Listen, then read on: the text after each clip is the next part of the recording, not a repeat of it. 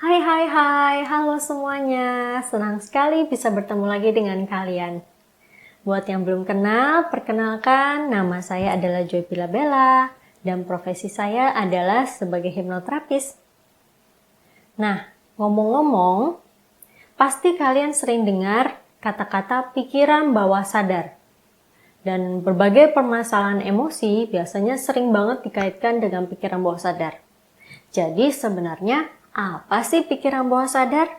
Dan apa fungsi dan pengaruhnya dalam kehidupan kita?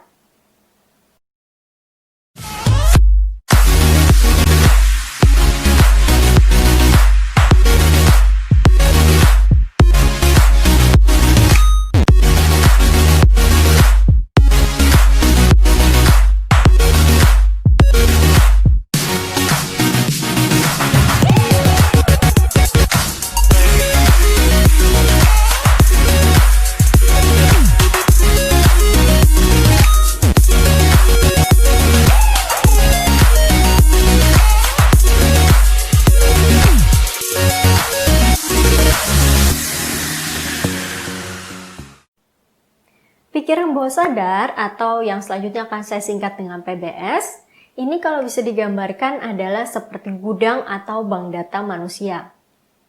Pikiran bawah sadar atau PBS ini menyimpan memori, emosi, pengalaman, pengetahuan, nilai-nilai dasar, asosiasi, dan berbagai hal-hal lainnya.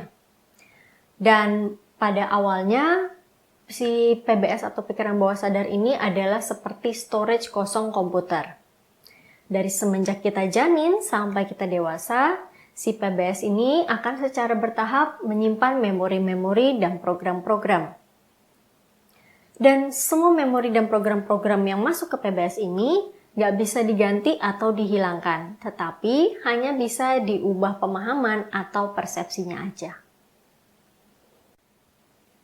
Dari sejak awal kelahiran sampai remaja, pikiran bawah sadar ini banyak memegang kendali di dalam kehidupan.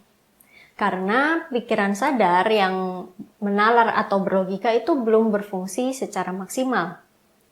Nah, apapun yang diserap dan diterima oleh si pikiran bawah sadar ini akan dijadikan panduan awal pada diri seseorang untuk menjalani kehidupan.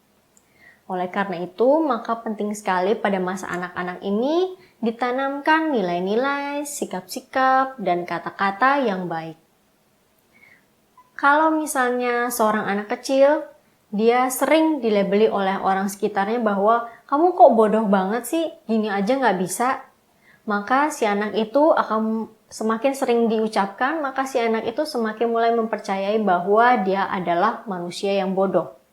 Sehingga terciptalah suatu hal di dalam pikiran bawah sadarnya yang kita sebut sebagai imprint atau salah cetak dan faulty program. Setelah dewasa, pikiran sadar yang bekerjanya untuk menalar sudah mulai berfungsi. Tetapi memang kadarnya tidak banyak, yaitu sekitar 12%. Dan PBS tetap menyerap memori, dan mengendalikan kebiasaan, perilaku, lalu pengendalian emosi gitu. Dan memang si PBS ini kadarnya di pikiran kita yaitu cukup besar, sekitar 88%. Nah, PBS ini bekerja dengan emosi dan perasaan.